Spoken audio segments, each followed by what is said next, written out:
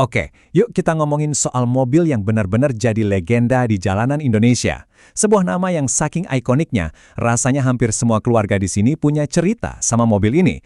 Yap, kita bakal bedah tuntas soal Toyota Kijang. Pertanyaan ini retoris banget kan? Buat kita yang tumbuh di Indonesia, apalagi yang doyan otomotif, mobil ini tuh udah lebih dari sekedar kendaraan. Ini tuh bagian dari memori masa kecil. Beneran loh, dari zaman dulu, mobil ini tuh jadi andalan banget. Jadi saksi bisu waktu mudik lebaran, jadi partner buat ngerintis usaha, dan jadi bagian dari momen-momen penting keluarga. Kijang itu udah nyatu banget sama denyut nadi kehidupan orang Indonesia. Tapi, tahu nggak sih kalian, Kijang ini asalnya dari mana? Ceritanya tuh lumayan seru, dimulai jauh dari Indonesia dengan sebuah ide yang ternyata brilian banget. Jadi gini ceritanya. Awalnya di tahun 70-an, ada Toyota Tamarau di Jepang. Nah, Toyota pinter. Mereka sadar, mobil buat pasar Jepang belum tentu cocok buat jalanan dan kebutuhan di Filipina atau Indonesia. Akhirnya, mobil itu dirombak total, disesuaikan biar pas sama kondisi lokal.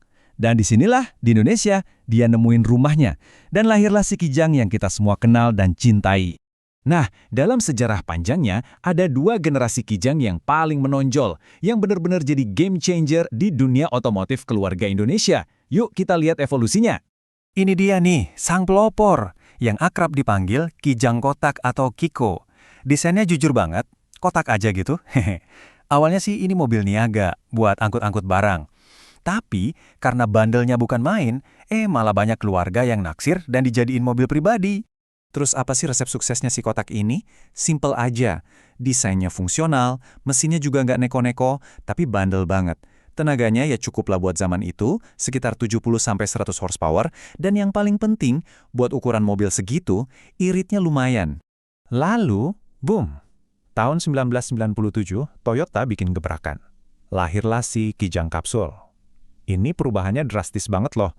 Dari yang tadinya mobil kuda beban yang serba kaku dan kotak, jadi mobil keluarga yang modern, aerodinamis, dan fokus utamanya itu kenyamanan.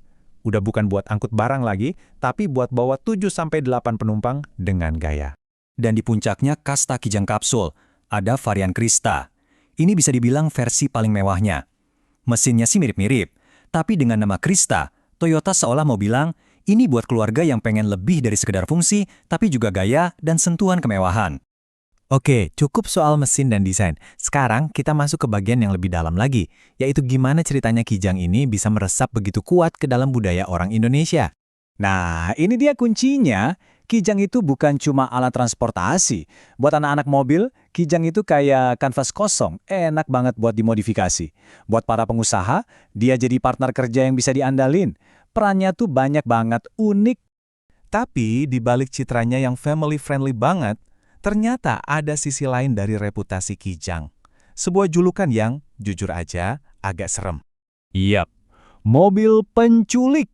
Kalian gak salah dengar. Di era 90-an sampai awal 2000-an, Kijang tuh sering banget dapat stigma ini.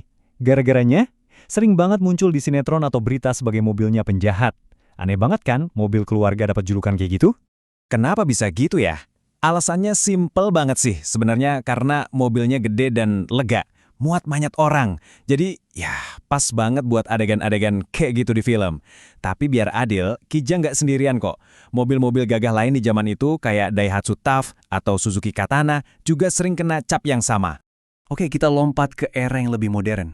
Gimana nih nasib Kijang sekarang? Apa eranya udah habis atau dia cuma ganti baju aja? Nah, titik baliknya itu tahun 2004, waktu Kijang Innova muncul. Desainnya beda total. Buat para fans berat Kijang lawas, para puris, ini tuh udah bukan Kijang lagi. Ini mobil baru. Makanya di generasi yang lebih baru lagi kayak Reborn dan Zenix, nama Kijang akhirnya dilepas sama Toyota. Tapi yang gokilnya, coba lihat ini. Walaupun udah tua banget, harga Kijang kotak bekas malah naik daun. Kalau kondisinya bagus dan terawat, bisa laku antara 20-50 juta rupiah.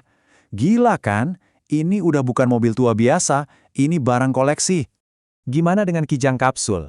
Harganya lebih gila lagi, stabil banget di angka 40-70 jutaan. Ini bukti kalau pesonanya tuh nggak luntur sama sekali, bahkan puluhan tahun setelah rilis. Eits, tapi jangan seneng dulu. Di balik semua kehebatannya, Kijang Kapsul punya satu dosa yang terkenal banget. Kayak kata orang-orang yang pernah punya, waduh, sobat Pertamina banget. Iya, bener. Borosnya itu loh, lumayan bikin alus dada. Kenapa bisa seboros itu? Ada resepnya nih. Pertama, mesinnya cc-nya gede.